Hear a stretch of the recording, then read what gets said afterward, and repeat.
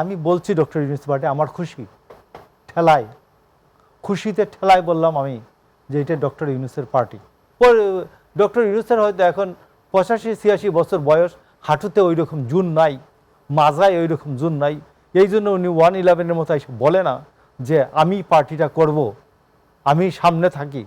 তো উনি ওনার ছাউ পুনাকে দিয়া উনি পার্টিটা করাইছেন না। ডক্টর ইউনূস যদি হাসিনার পথ অবলম্বন করেন একই পথ হবে। গভর্নমেন্ট এবং গভর্নমেন্টের পার্টি, প্রথম কথা হচ্ছে আপনি অগ্রাধিকার ঠিক করবেন, আপনার প্রায়োরিটি কি। এই গভর্নমেন্ট যেমন ডক্টর ইউনূস যেমন তার প্রায়োরিটি ঠিক করতে পারেন না, ওনার যে ছাউছানার পার্টি এরাও তাদের অগ্রাধিকার ঠিক করতে পারে না। একটা রাজনৈতিক দল গঠন হওয়ার আগে যে কাজটা করতে 2-3 মাস সময় লাগে সেটা হলো একটা পার্টির ঘোষণাপত্র তৈরি হয়। পার্টির রাজনৈতিক উদ্দেশ্য, লক্ষ্য, কর্মসূচি এগুলো কি, ম্যানিফেস্টোটা কি, এটা তৈরি করেন আগে।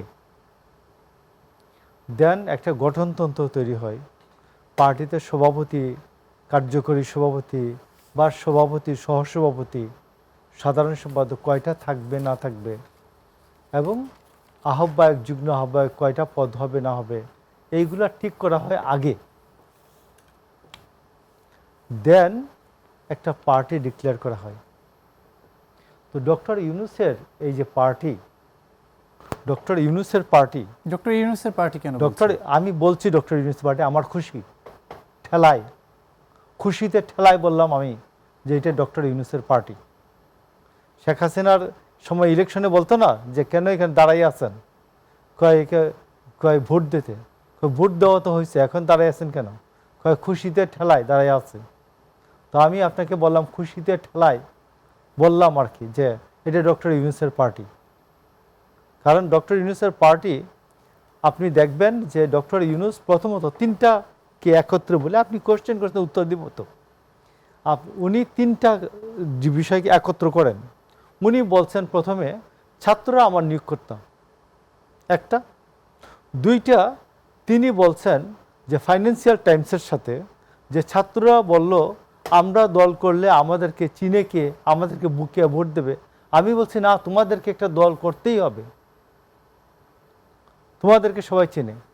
তৃতীয়ত তিনি আরেক জায়গায় বলেছেন যে, আরেকটা বক্তৃতায় বলেছেন যে ছাত্ররা তোমরা যদি এই যে অর্জন করেছো এটা তোমাদেরকে ধরে রাখতে হবে, পুরনোদের হাতে ছেড়ে দিলে পুরনোদের মতো করে আবার চলতে শুরু করবে। 3টা। আর চতুর্থত নাহিদকে তিনি করে কি বলে, নাহিদের পদত্যাগপত্র হাতে নিয়ে, ভুল পদত্যাগপত্র, মানে পদত্যাগপত্র হয় রাষ্ট্রপতির বরাবরে, কারণ রাষ্ট্রপতির উপদেষ্টা তারা। তো এই ভুল পদত্যাগপত্র নিয়ে তিনি জড়িয়ে ধরে হাক করে, যেভাবে হাক করলেন, হাগের থেকে একটু বেশি সময় তুই হাক করে যে কুলাকুলি করে উনি যেভাবে বিগলিত কণ্ঠে তাকে তার শুভকামনা জানালেন, তার এই সমস্ত কিছু 4। আর 5 নম্বর হচ্ছে 26টি জেলার থেকে যে ডিসিরা বাস সংগ্রহ করে দিছে। এই 5টা মিলাইলে এটা হলো ডক্টর ইউনূসের পার্টি, একবার স্পষ্ট। ডক্টর ইউনূসের হয়তো এখন 85-86 বছর বয়স, হাঁটুতে ওই রকম জুন নাই, মাজায় ওই রকম জুন নাই, এই জন্য উনি 111-এর মতো এসে বলে না যে আমি পার্টিটা করব, আমি সামনে থাকি। তো উনি ওনার ছাউ পুনাকে দিয়া উনি পার্টিটা করাইছেন। এখন পার্টিটা উনি পেছন থেকে উনি বাতাস দিচ্ছেন আর কি, পাতাস দিচ্ছেন, ফুয়েল দিচ্ছেন, সব কিছু। তো এই পার্টিটা যে নিরপেক্ষতার প্রশ্ন আপনারা করছেন, তাহলে কি নির্বাচনে যাবেন না, এরকম কথা? আমি নির্বাচনে যাব না কেন, আমি নির্বাচন করাবো তো। আমি এই মার্চের রোজার পরে ডক্টর ইউনূস যদি নির্বাচনের ডেট ডিক্লেয়ার না করে, আমি নির্বাচনের ডেট ডিক্লেয়ার করতে বাধ্য করব। এটা হলো পলিটিক্যাল পার্টি। এবং ডক্টর ইউনূস যদি হাসিনা হইতে চায় হোক, আমার সেটা আপত্তি নেই, আমরা ফেস করব। হাসিনাকে 15 বছর তো ফেস করছে। আমাদের পার্টি বারবার পার্টি অফিস বারবার তালা দিচ্ছে। আমরা তো শেখ হাসিনার পরিণতি জানি, তাহলে কি ইউনূসের পরিণতি একই হবে? না, ডক্টর ইউনূস যদি হাসিনার পথ অবলম্বন করেন একই পথ হবে।